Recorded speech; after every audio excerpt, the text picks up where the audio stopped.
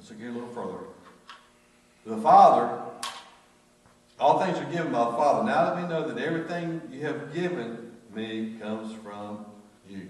I told you about the man that time that come to me, and I was talking to this person in my family, and they were talking about, oh man, have we gotten any better? Because look at what I'm doing, what I'm doing, what I'm doing, what I'm doing. And look what I've done, what I've done, what I've done. And I talked to this person, and I said, don't you think you ought to thank God? Throw some thanks to God in there somewhere.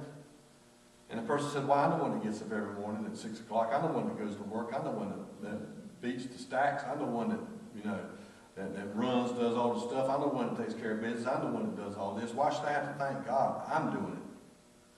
I said, that's a bad attitude. God gives you health. God gives you ability. God makes the way where there is no way. God ain't got nothing to do with it. And this is when the insurance first started changing. And in 1 week's time, because of the insurance, his paycheck was cut almost a third. Because now he's paying for his insurance and his wife's insurance, and he wasn't paying anything to start with. Okay? And it just wound up being like a third. And I remember him coming to me a few weeks, maybe a couple of months later. He came to me and he said, look, I got this bill due, and I really can't make it. Do you think you could help? I said, sure. So I went and helped on the bill. And after helping on the bill, about a week or two later, he came by and there was something else he couldn't pay for, so I helped him with that. About the third time he came to me like this. I am so wrong. God needs to forgive me. I thought I was doing it. He said, I've not changed anything. My work hasn't changed. The other thing that changed was his insurance came in, and they redone it and took a third of my salary, and he says, I can't do it. He says, I was wrong. Can you help me pray? About 2 weeks later, he got another job making 3 times the money. Wow. And you know what he said? It comes from God. That's right. That's right. That's right. So the counselor, the Holy Spirit, will teach you all things.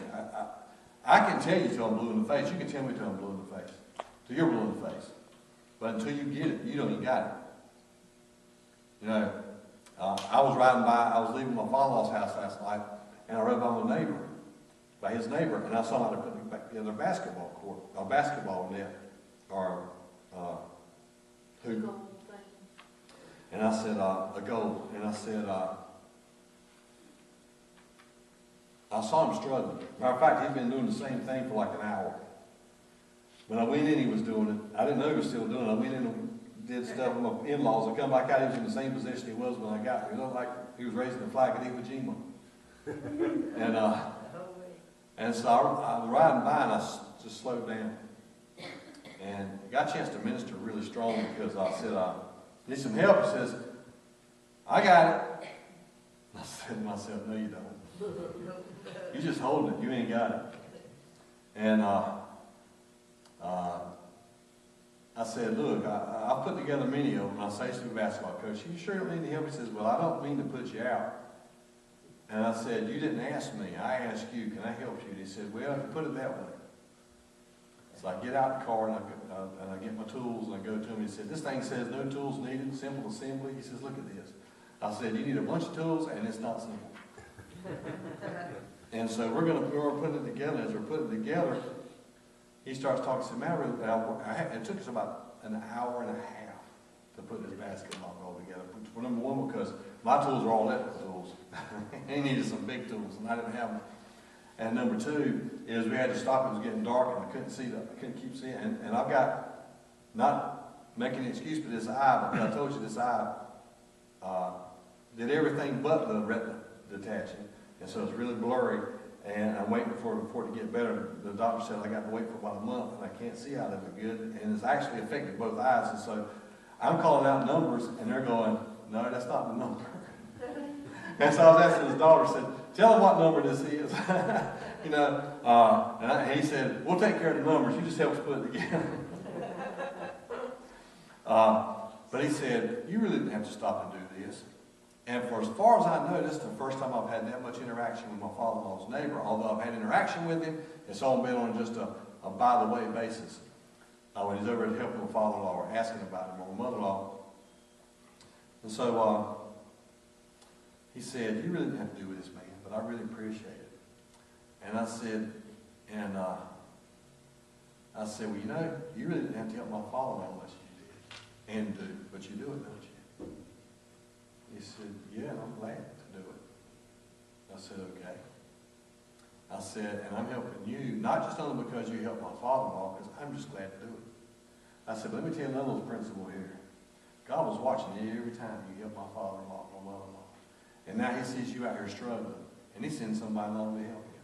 I said, "So you're just reaping a little bit of what you sowed." And he smiled. I said, "Now, can we stop thanking me for doing this? Let's get going." It was almost like, it made me feel like he was really, feel like he was putting me out. After that, it was it. Everything was fine. So, yeah, and I went up and my wife said, I come back out the back door and my wife said, "I thought I'd left an hour earlier, you know, to go to the store for them." And I come up and had dirt all over me and had a little head lamp on. And my wife looked at it and she started laughing. I said, "What? It was a mole or something, or a miner." She said, "What are you doing?" I said, "I'm still helping that guy." She said, "Oh, okay, go ahead." I said, "I got to come in. I got to get some more stuff." Okay, so calls or creative counseling. Here it goes. The Father. All things are given by the Father. Now we know that everything you've given me comes from you. I've already done that. Excuse me. That's another initiator. For God so loved the world that he gave his one and only Son. You know, it's one thing for me to respond to one of your needs, and vice versa. It's another thing for you to see the need and you initiate. You want to grow in your job? See the need and initiate. Don't see the need and wait to react. Unless you don't know what you're doing, then you better react. If you know what you're doing, you go ahead and initiate it. See it coming, go ahead and take care of it. It's like with our kids. We see our kids need something, we know they're going to need clothes for school, we go and start buying. We don't wait until the day before school. Most of us don't wait the day before school to get their clothes. We start getting them a little early. We initiate. If I see my kid is going to have a problem with a tooth, and so instead of waiting until they're laying on the floor writhing in pain, I go ahead and take them to the dentist. Initiate. Same way, God knew that we were going to fail daily. So he initiated with grace and mercy, which he sent his Son. The intercessor, he always lives to intercede for them. When Jesus went back up, this is what's so cool. When Jesus was on earth, there was 2 hands, 2 feet, 1 mouth. When he worked with his disciples, then it was 24 hands, 24 feet, 24 mouths, plus 1 sit, Jesus plus them. After Jesus went up into heaven, again, there was 24, 24, 12. But after the day of Pentecost, and a few weeks after Pentecost, there was 5,000 people added to the church. 10,000 feet, 10,000 hands, 5,000 mouths. Wow. So you see, the reason that happens is because Jesus is at the Father's right hand. The devil is the accuser of the brethren. When the devil goes before God and says, you can't use that youngin', look what he did. Look at how he acted. Look at what he's doing. Look what he's going through. Look at his sorry attitude. And Jesus stands up and says, "No, Father, no, Father." Watch this. He gets in between and he goes, "Look at this." And he sees white. And he sees the blood. He sees the scars. Jesus intercedes for us. And I really like it when Stephen was being stoned. The Bible said that God, see, you got to look at all the symbolism when you see a scripture. The Bible says that when Jesus went up into heaven, he went up into heaven and he was seated at the Father's right hand. The reason he was seated, and it made specific notation of him being seated at the Father's right hand. Because the right hand is the hand of power. The right hand is the hand of authority. The right hand for the king. If you see that right hand move, you better watch out. Something's going to happen when his right hand moves. All right? Same with Jesus. But also, think about this. I want you to think about the heart.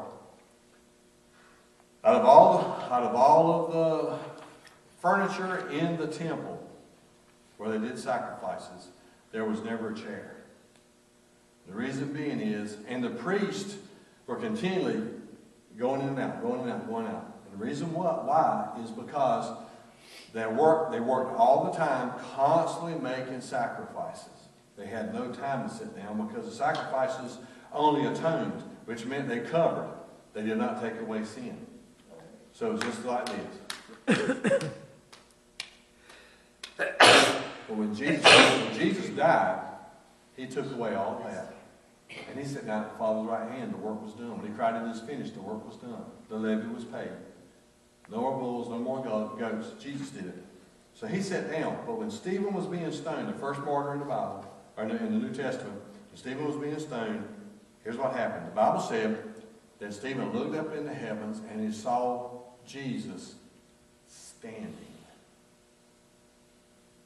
at the right hand of the Father. Not sitting, standing. Of course, I've heard all kinds of things. One guy said, because Jesus was giving him a standing ovation. It may have been, I don't think so, but it may have been. What I'm thinking is, he was showing, watch this, his concern. He got up from the seat of the intercessor, and now he's looking down, and he's showing his concern for what's going on to his servant. Also, he's ready to take him into the arms of the Father. He's not seated now, he's standing, ready to take him and say, "Here he is, Father." Also, sometime the curtain was torn. Mm-hmm. It's ripped. Yep, that's right. Sure was. So, intercessor. And then the instructor. Well, he will be the Spirit of truth. It comes, he will guide you into all truth. Then, here it is. And I want to stop right here for a minute, too, because this is necessary. And I think what Jason just went through can also be a testament in here, too. Rapha, healer. Heal me, O Lord, and I will be healed. Jeremiah 17:14. Jesus is the Redeemer. In him we have redemption through his blood, but by his stripes we are healed. And the Holy Spirit's the regenerator. Flesh gives birth to flesh, but the Spirit gives birth to spirit. John 3:6. Now, let me tell you this. Did you know that the most powerful healing that you will ever experience, as far as I know, everybody in here has already received it. The most powerful healing that you'll ever receive is the gift of eternal life and healed from our sinful nature. That's the most powerful. I can go to heaven with a broken body. I can't go to heaven with a broken spirit.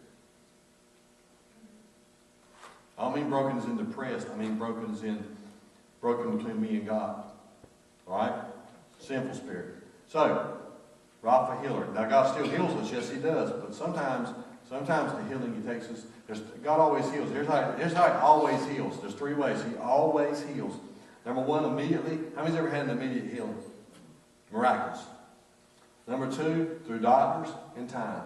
How many's had that? And number three, through death. That's the ultimate healing. All these other healings, when Lazarus was raised from the dead, guess what? Lazarus still had to face death again. Still had to do it. So, but now, once he died, he never had to face it again.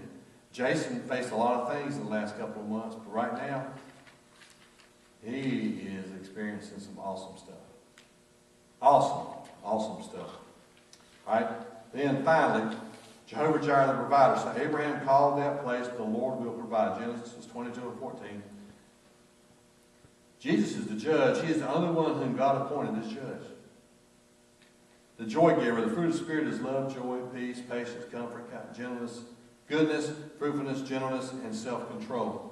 And so, if you'll take these, and people want to argue with you about the Trinity, or they want to argue with you about what their roles are, this is a good little sheet just to kind of help you in salvation and your Christian walk. This is just a good little thing to keep with you so you can keep up with what's going on.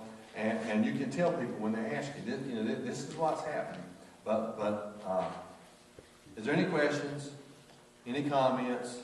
I know this has been a lot longer than I expected. I'm pretty sure this is part 10, but we had some A, B, C, D's and part 1s and 2s and things. So we probably went about 20 weeks. About 20 weeks, or 15 weeks on God, something like that. 15. Okay. we're not gonna go that long on phobias.